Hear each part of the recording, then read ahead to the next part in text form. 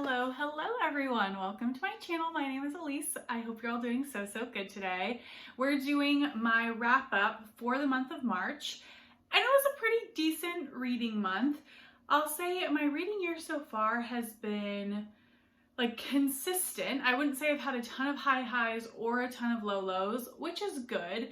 But I'm ready for some more books that I just absolutely love. There are definitely some in here that I really enjoyed and would highly recommend, but I didn't have one that I just absolutely loved, like it's gonna be in my best books of the year this month.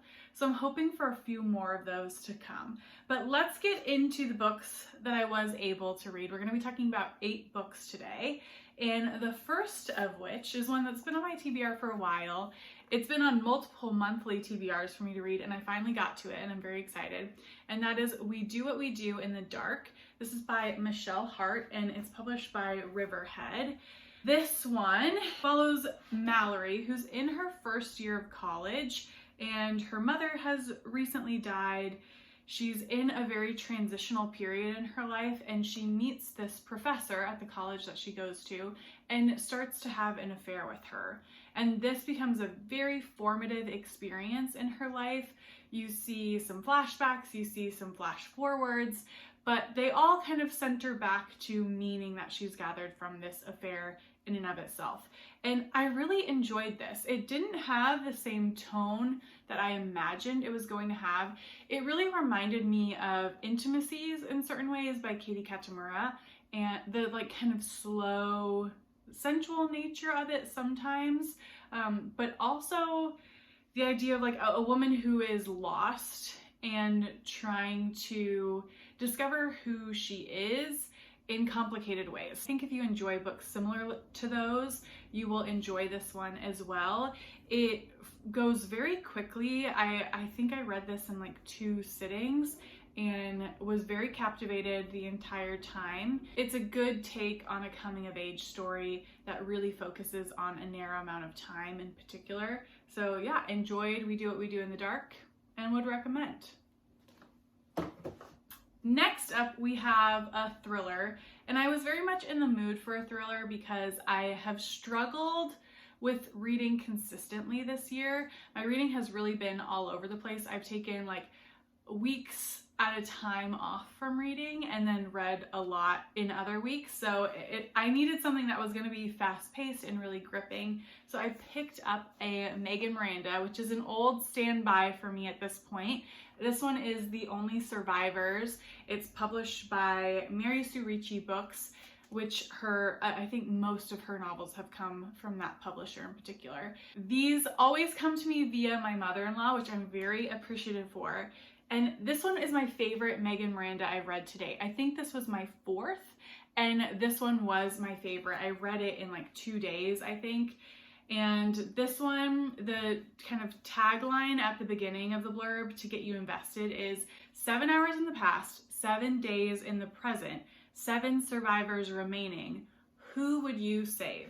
This follows Cassidy Bent, and every year her and a group of her friends go to a beach house together for 1 week at a time. And you learn early on that this is really so they can check in on each other. One, to see if everyone's mental health is doing well, because a few people in the group have committed suicide in the past. And so they check in on each other because they all went through a traumatic event together. And you don't really know what that is. You get pieces of that over time, so I'm not going to say that here. But yeah, they're kind of checking in on each other. But you also start to realize that they're checking in on each other in another way as well, basically to make sure that everyone sticks to the same story. And you start realizing that there are lies and half-truths that have come out along the way between all of them, and they're all mutually invested in some things remaining secret. This was so propulsive. I love that we focused just on one POV. I really appreciated that because I think a lot of the times these types of stories can split up POVs. And this book is broken up in 7 days. So it'll say Monday and then give you a chunk. So you're getting 7 days, but then you're also getting flashbacks in 7 hours from that traumatic event that happened years ago. So many twists and turns in this book. Some I saw coming, some I did not, but so many plotty things happened. It was a wild ride. I loved every second of it. And the atmosphere of this one being on the beach in the present day timeline really added to my reading experience. I think Miranda does best when she has an atmospheric setting to go along with the plot, because I think my second favorite one is it called The Last to Vanish, which is where they're like hiking in the mountains. So loved it, loved it, loved it. Would highly recommend if you're looking for a mystery thriller type of vibe. It was great. Next up, we have a book that I consumed on audio, and that is A Line in the World. This is by Dorthe Nors, and it's translated from the Danish by Waight. The subtitle here is A Year on the North Sea Coast. This one is published by Grey Wolf Press, and I bought this last year for sale at Powell's when I was in Portland, and I'm really happy I was finally able to get to it. It is like essays and contains a lot of nature writing, which is why I picked it up in the first place. I will say I was slightly disappointed with this, and that might have been my misconceptions going into the book of what the content was going to be structured like. But this, I would say, is very vignette-y, and really it felt like a lot of tangents put together. What this was is like she was categorizing them in certain ways. So for example, let me go to a chapter. So this one says West by Water, and then it'll cover like landmarks that she goes to, little thoughts that she has about her own life as she's at those landmarks. There's like a lot of talking about frescoes and stuff like that she visits. Stuff that I just was not as interested in.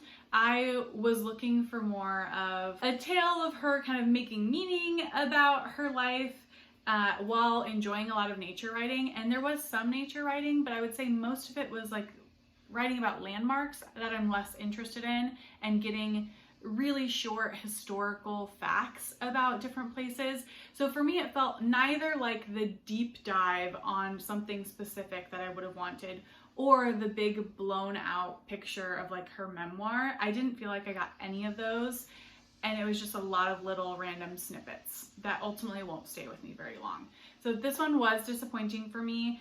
I think if you like more of that like conversational snippet style where you're just getting facts here and there about things, this could really work for you, but ultimately wasn't the best for me. So that is A Line in the World.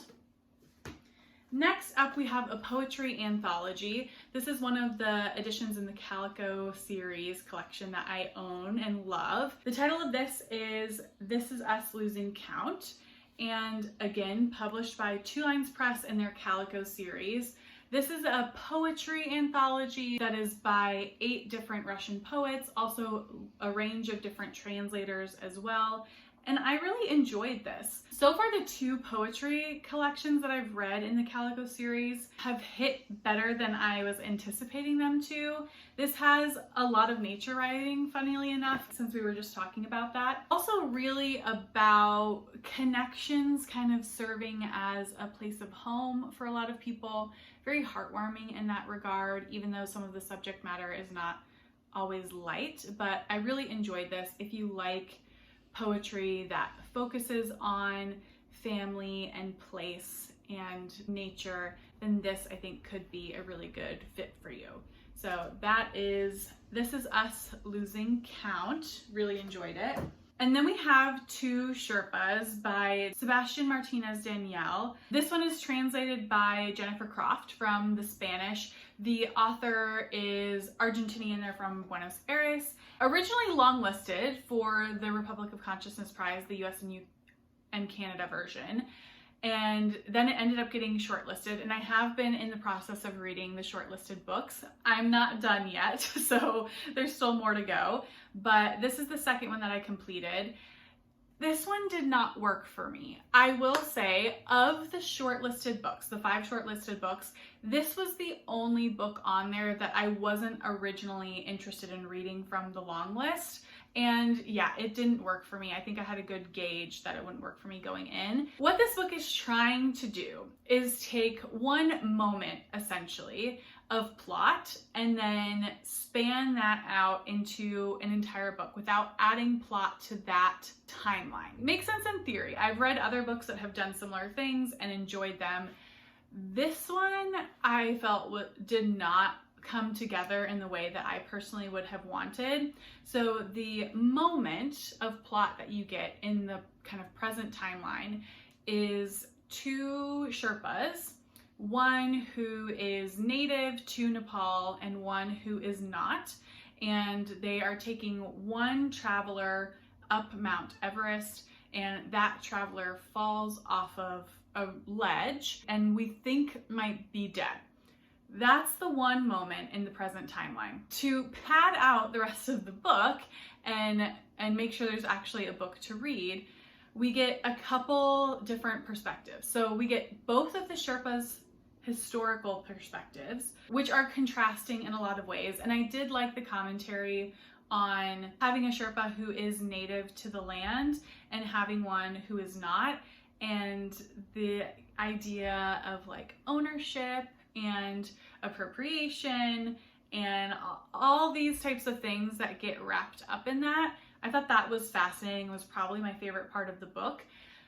Some of the things that we got in the backstories of the Sherpa, particularly the older Sherpa who is not native, I was like, why are these here? I don't really understand what's going on there.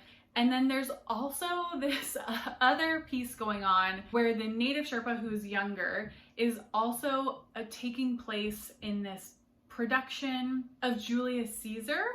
And we're getting like snippets of that are meant to add meaning to the current context. Like we're getting a lot of speeches and monologues from that, particularly from the perspective of Flavius, who is the character that the Sherpa is playing. I did not like that. I felt like it was dropped in with not enough thought to it. I understand what was adding to the text. I think it could have been done in a more integrated way that I personally would have just enjoyed better. The writer doesn't have to do that by any means, but that would have been my preference. So yeah, there were just pieces of this that didn't work stylistically for me.